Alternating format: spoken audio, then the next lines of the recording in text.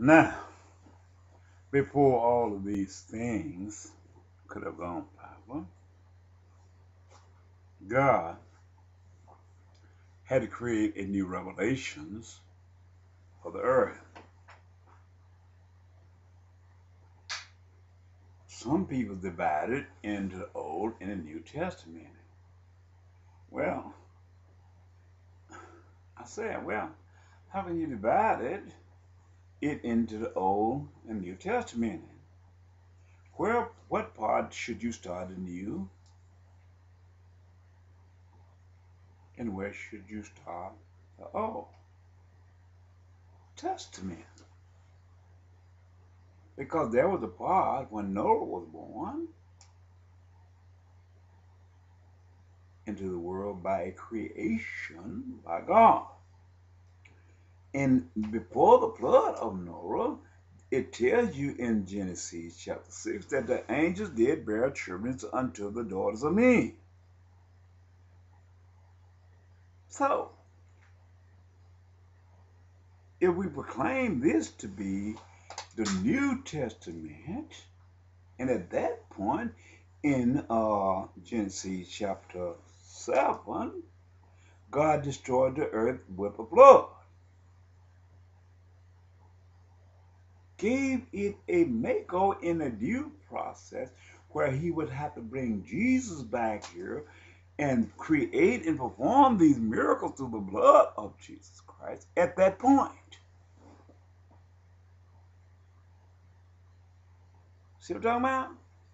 So if the earth had a complete makeover, at that point in time, is that's where the New Testament began? Right there with Noah, Abraham? Only time that you could say a new and an old is where there have been a fundamental change in the outcome or in the values of someone which have made it different from one point unto the other. From Adam to the birth of Noah would become the first testament of the human race and of the flesh, would become the beginning of a new change that was set forth by God the Father. So how can you say you go to MICAH near St. Matthew and say the New Testament starts here? You can't say that. You would have to go back from the foundation of the earth where Adam and Eve was created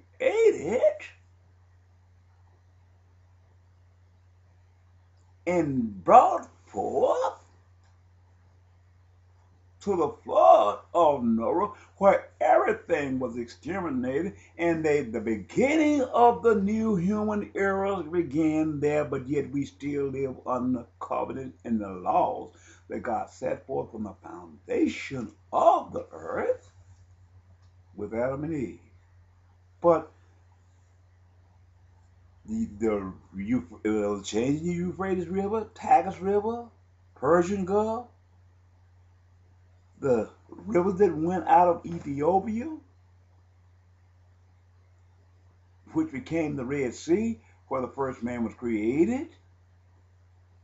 Now, when we see these things, everybody was exterminated off the face of the earth except 8 or 9 people. Because we have to count Methuselah. We have to count Methuselah. There's no definition of when he died. But we know he lived past his son. His son died 5 years before the flood, and his birth was extended all the way to the flood. Well, excuse me, I got to remember to eliminate it.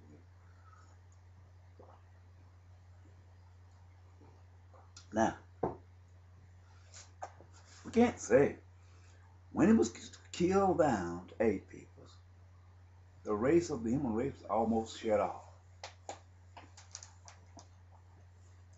The blessings of Adam and Eve went to the 3 sons of Noah because God had to make an adjustment there because the children that were born by the angels was not in the book of life. So God made an adjustment, cut down the ages of a human race to 120 years when it was before time was around 500, 600, 700 years, 800 years.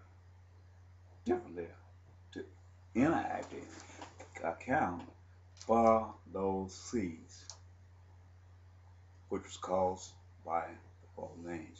Flesh still blessed, but God had to prepare for another revelation. So the world began again. Then this would be the New Testament. Now, if by this being a New Testament, beginning after the flood of Noah, God had to make a covenant from that point until this point, where there would be no breakage in this covenant God made with man. When God spoke to Noah. So if there's no breakage in this covenant, where the earth be destroyed, then how can you sit up and say the new covenant started here? In actuality, it started after the flood of Noah. So you can't separate the covenant from the covenant if you don't know where it started at and you don't know where it began. There was a fundamental change after the flood of Noah that started on this side, and when it ends with the United States of America. So you can't see it and say, well, this is a New Testament. What New Testament? There have not been a breakage in the Testament. Jesus was born. He was crucified. This was spoken of in the prophecies of old. This was spoken of from the first day of Noah when he spoke to his 3 sons and he blessed his 3 sons upon this part of the earth and gave all of the blessings to Shem and the curse to Shem, and he made Ham the servant of both Japheth and Shem.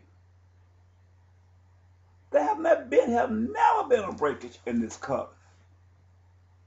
But yet you can separate and say this is New Testament and the Old Testament, but you preaching lies because your tongue is deceiving you, because I don't know what formality you got these things from, but you're preaching falsehoods of lies and deception.